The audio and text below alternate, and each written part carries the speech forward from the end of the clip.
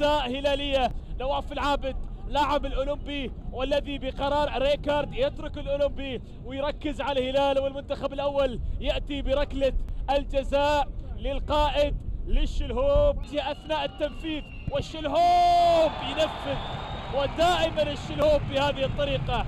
تأتي فريدي يتقدم يبحث عن يو بالراس، الله